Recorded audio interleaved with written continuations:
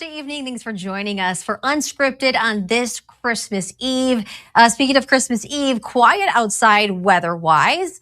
Hopefully the skies are nice and clear for Santa's journey tonight. Ethan, I have to say, the weather doesn't feel a whole lot like Christmas right now outside.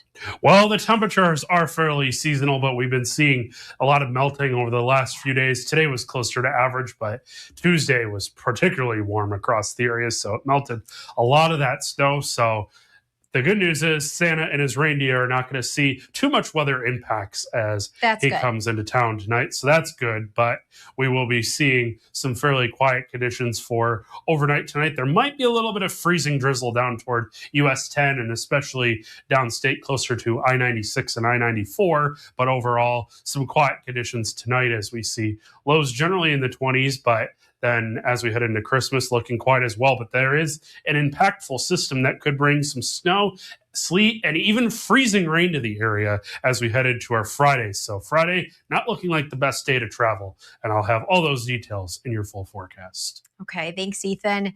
Investigators working tonight to find the cause of an early morning fire that happened in Otsego County. Firefighters say a unit at M32 Storage in Gaylord caught fire about 6:30 this morning.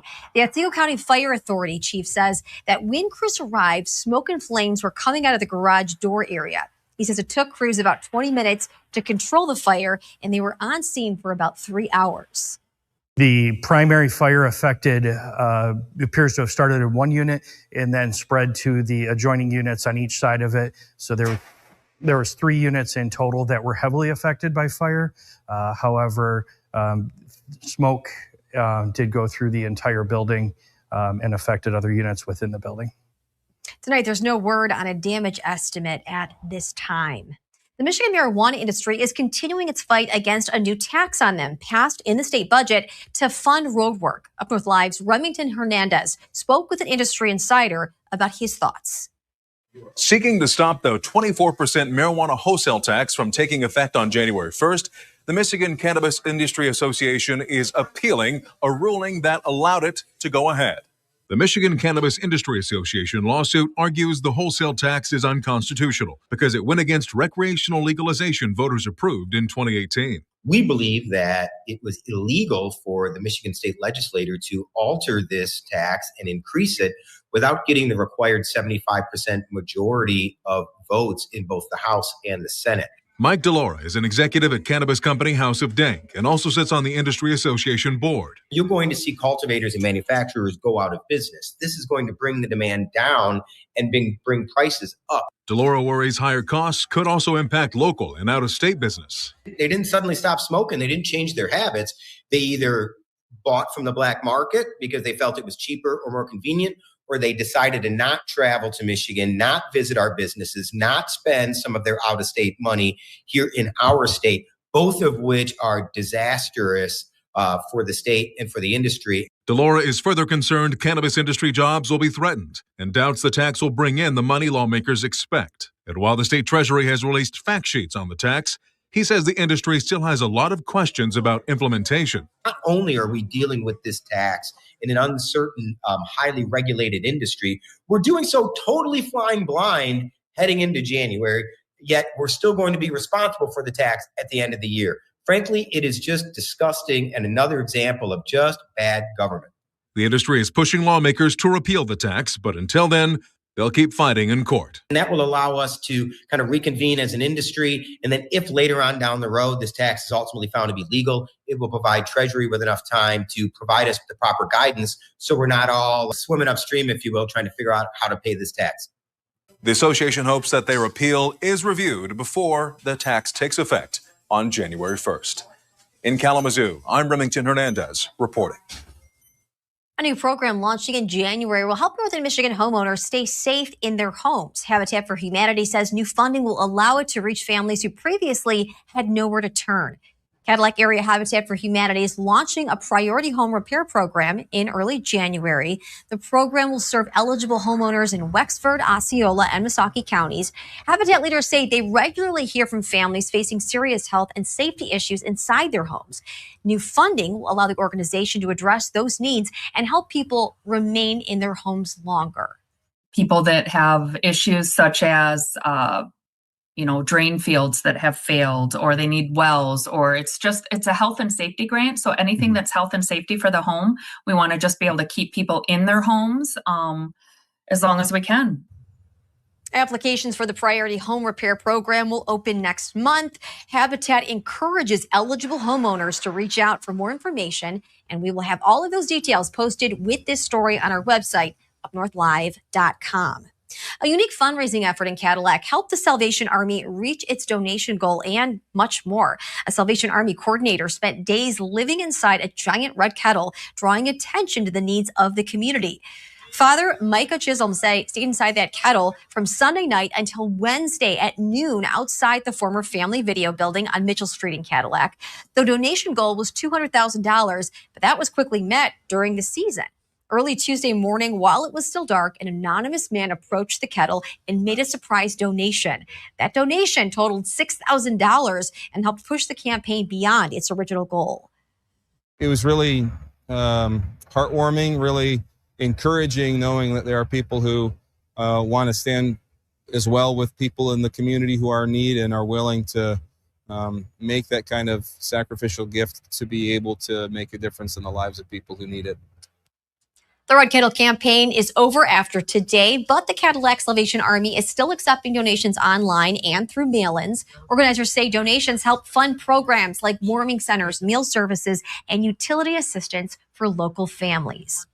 Well, it is never too early to start planning ahead to New Year's Eve, especially if it's an event that is benefiting those in need. Earlier today, I had the chance to talk with Kat Pay with the Cherry Tea Ball Drop in Traverse City to see how preparations are going and what we can expect for this New Year's Eve.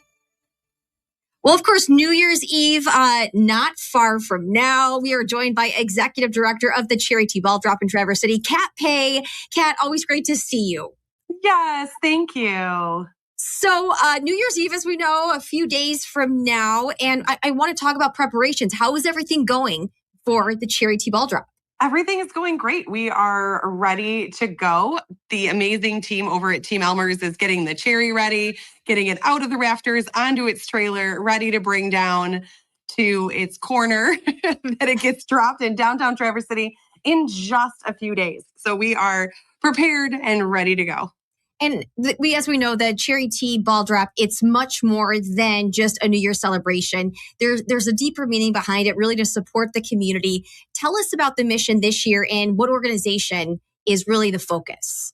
Certainly, it is in its 17th annual Cherry Tea Ball Drop, and it really is a play on words by the group that started it. The idea was to support an organization with their mission being food insecurity in our community, and that is what the Ball Drop has done for the last 17 years. This year, it is supporting the North Ed Foundation, formerly known as TBA ISD, and their school's food pantries and emergency student funds. So it's a great organization. It is the first time they've been the recipient of the Cherry Tea Ball Drop, and we're excited to have them on board. It is a $5 suggested donation at the gates. We have 3 gates that night on New Year's Eve. Of course, around 10:30, we will open those up. Incredible volunteers from that organization. And of course, ours, the Festival Foundation, will be out there to take in those funds and help them ring in a magical new year. Incredible. And what are your recommendations for people who want to get down there early, families who want to get a good spot? How does all that work? I highly recommend the parking decks. Yeah. I highly recommend getting there early, parking, making sure you've got that plan ahead of time.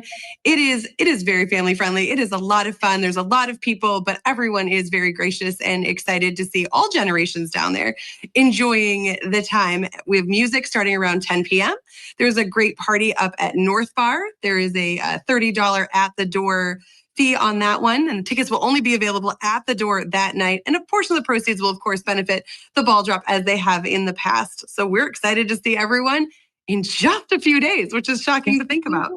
Is there anything new this year or anything you want people to keep in mind, especially? I mean, obviously it's the 17th year, but anything that stands out this year? I don't think there's anything particularly new except for, of course, our wonderful recipient. The cherry is still lit up with LED lights. Team Elmer's is still dropping it with their magical crane, which we appreciate their hospitality and their contribution since the inception of the event 17 years ago. It's been miraculous and wonderful. We've got great support with Traverse City Tourism, Boardwalk Hotel.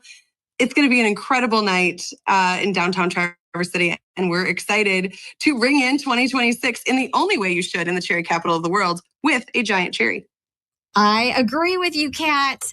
Thank you for taking the time and for all that you do and the preparations for the cherry tea ball drop. We appreciate it. Of course. Thank you so much, and Merry Christmas. Merry Christmas. And happening tomorrow, a free community meal for those who otherwise have nowhere to go this Christmas. That's what Bergstrom's Burgers is hosting in Traverse City. From 2 to 5:30 p.m. tomorrow, the restaurant on US 31 will have a buffet with different food and a variety of desserts. The staff is helping others while going through some adversity of their own. The owner, Tim Bergstrom, has been battling leukemia since August of last year. But he says even though through that fight, he wants to give people a peaceful place to go for Christmas. My wife's family is from the Philippines, and we have relatives that live pretty far away. So we decided that there's got to be people like us where we have nowhere to go for Christmas. So we figured we would have people join us for Christmas. Chef Bergstrom says no reservations are necessary. You can just walk in, grab food free of charge, and stay for the Christmas dinner. Train enthusiasts of all ages are punching their tickets to a holiday tradition in Traverse City. The Festival of Trains is rolling down the track at Creekside Community Church.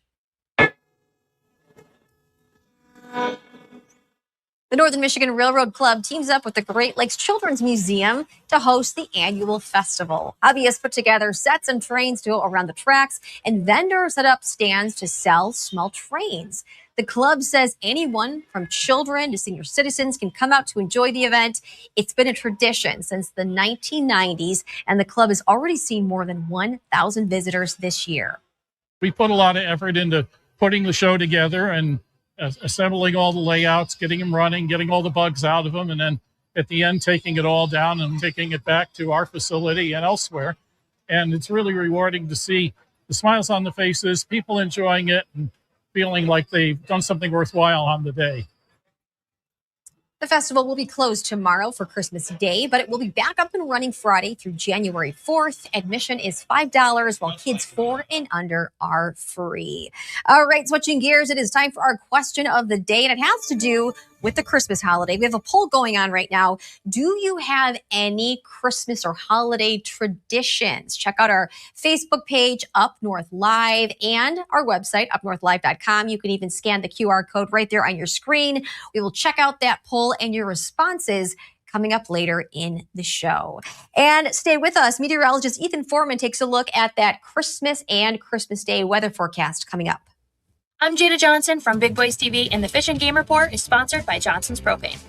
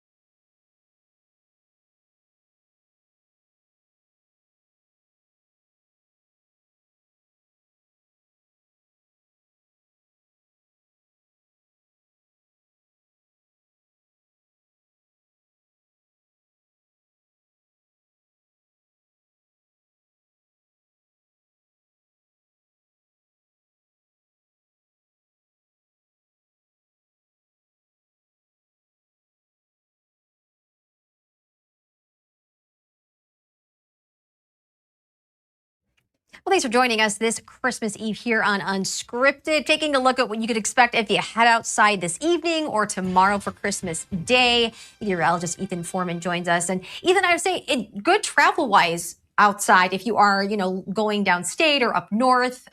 Travel looks good as far as the roads are concerned. At least tonight and tomorrow it does, yes. However, as we head into Friday, that's a day that we're going to have to watch closely because looks like some travel impacts are possible that day. But for now, as we look over Cadillac, we see the beautiful Christmas tree, and most of the snow in Cadillac has melted away. So one of the areas that's not really going to see a white Christmas. 32 degrees with a south-southeast wind at 5 miles per hour makes it feel like 27. One of the things we're watching tonight, it's not super impactful, but there is a little bit of freezing drizzle or drizzle to our south that we're watching. That's mainly south of Green Bay toward I-43 right now. That's going to be moving in our southern areas tonight. There's also a little bit of snow in the UP, but it's not much, and we'll see that clearing out as we head through the overnight hours. As we head into very early Thursday morning, any of that precip moves out of the region, and we see quiet conditions overall, even a little bit of clearing possible, especially early in the day on Christmas Day. By late in the day, though, those clouds move back into the area as our next low pressure system moves to our south, and that's going to give some snow to the north in the UP very late Thursday night into Friday morning. And so Friday morning's commute could be quite slick, but especially in the northern lower peninsula, that's where we start to see that pink develop, and that is the possibility of sleet or freezing rain as we head into Friday morning. And so that's going to make for some icy conditions across the area. Is this going to be a major ice storm like we saw in March? Absolutely not. But it's still going to bring some impacts to the area and bring some ice accumulations to parts of the region as well. This will be mostly snow for areas like Charlevoix toward Alpena northward and in the UP. And that will taper off as we head into Friday night and Saturday morning. Saturday, another quiet day across the area. Those snowfall amounts as we head into Friday, we'll be seeing as much as 3 to 5 inches or even higher amounts in the UP, with areas like Petoskey over toward Rogers City, Alpena, even Haskota, 2-3 inches possible there. As you head south of Traverse City and Cadillac, those totals drop off significantly, but that's where we'll see more potential ice accumulation, where, again, some of this is going to be sleet, not freezing rain, but there will be some freezing rain, especially in southern areas, possible into Friday, where a 1/10 to even 1/1500ths of an inch will be possible. Those totals drop significantly once you get north of M72. Areas like Traverse City, this is probably going to be in the more of the way of sleet, and snow, wind, and cold will be a possibility, but those icy roads will be the main concern. As we look at your Christmas Day forecast, quiet and mostly cloudy, highs between 22 and 38 for our Christmas Day. Up to the north tonight, we'll see lows generally in the 20s, and that's going to be the case across the board as we see a little bit of 30s to our west. Some freezing drizzle is possible to our south. Up to the north on Christmas Day, highs in the 20s, and once you get south of M72, that's where we'll see highs into the 30s and even close to 40 for some closer to US 10. As we look at that extended forecast, that storm on Friday and then rain changing to snow on Sunday, followed by more lake effect and cold weather as we head toward New Year's Eve. All right. Thanks, Ethan. Coming up, we are taking a look back on the major highlights in sports from this past year. Stay with us.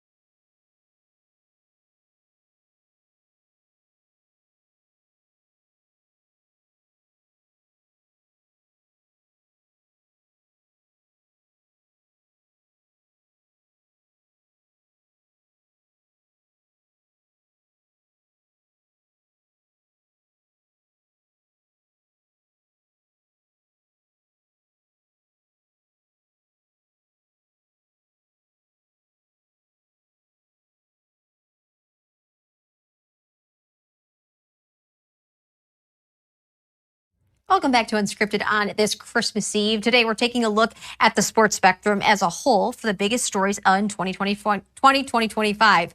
Sports director Harrison Beebe has the preview. All right, guys, what was your favorite sports moment across all of sports here in 2025? James, why don't you go ahead? I don't know if it's necessarily a favorite, but I think the biggest thing is just the whole Sharon Moore saga at Michigan, right? I mean, that just kind of just exploded. When I first started getting notifications and seeing tweets that Sharon Moore was being fired, I was like, what? And then just this whole bizarre story just emerges in the days following it. And it was just crazy to keep and follow that as it unfolded. I'm going to go to the spring. I'm not a big golf watcher. I'm a golf fan, but I don't get to, watch a lot of tournaments. But Rory McIlroy winning the Masters was really something to see. I watched that, I think, all weekend. Then the Sunday when he actually did it was, just it brought a lot of emotion. Just, I think, even if you weren't a sports fan, it was just really cool to watch somebody that's wanted it clearly his entire life. He's had all these other titles, and to finally see him complete the Grand Slam, get his first Masters, be there with his wife and daughters and everything afterwards. It was pretty cool to see. Yeah, good pick there. Everybody was right. I mean, outside of Tiger recently in 2019, I can't recall another Masters that had a lot more buzz behind it. Even my girlfriend sat and watched the final few holes and was enthralled. And sometimes that takes some convincing. Well, you guys went 2 national stories, which I can't blame you. There's a big spectrum out there. I'm going to hammer home not only what we've seen in the last year, but then hopefully we'll see here in the following spring. It's very rare if Detroit has ever had 4 teams make the postseason in the same year, or even in the same block of like a 365-day window. If it's happened, it's only been once, and it might not have happened at all. Either way, pretty rare. And we're not there yet, but last year was a great example of what can be for Detroit. Guys, you remember a few years ago when we were going to be happy if one of these teams made the playoffs? Well, in the past 365 days, we've seen the Lions do it twice. The Pistons finally get back there, and a Tiger team that we didn't know for sure what they were going to do after the year before being a miracle team, they made it again. So we were 3 for 3 for those teams. The Red Wings, still waiting for them, but as of this recording, they are leading the Atlantic Division and have at least the belief that they're going to be able to do that too. So in 2025, and the Pistons were the ones that were the newbie to that list in 2025, I'm happy for the Detroit sports renaissance that has come back. We are no longer the joke of pro sports, especially for 4 pro sports team towns. So to have us be back on the radar and in the discussion for multiple, not necessarily championships, but to be in the discussion for playoff spots and teams to look out for in the postseason, I'm very thankful for that after what seemed like basically a decade of not getting any love. And we'll hope that the Red Wings here in the future add to that list and make it that rare time period in a 365-day window where all 4 Detroit sports teams are in the postseason. So that was my favorite part of 2025. All right, thanks for that, Harrison. Coming up, we're going to take a look at the live results for our question of the day. Check out our Facebook page, Up North Live, and our website, UpNorthLive.com. We'll be right back.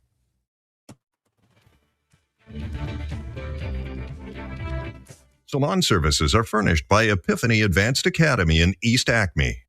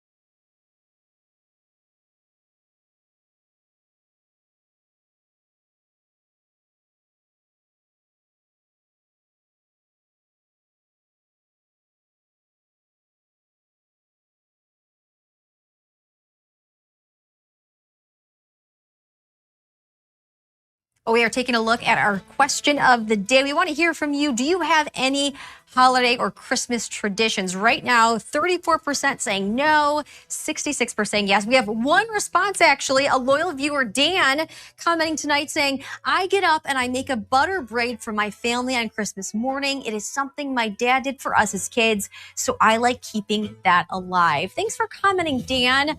We hope you all have a fantastic Christmas Eve and a Merry Christmas. We hope to see you back here tonight for Up North Live News at 11.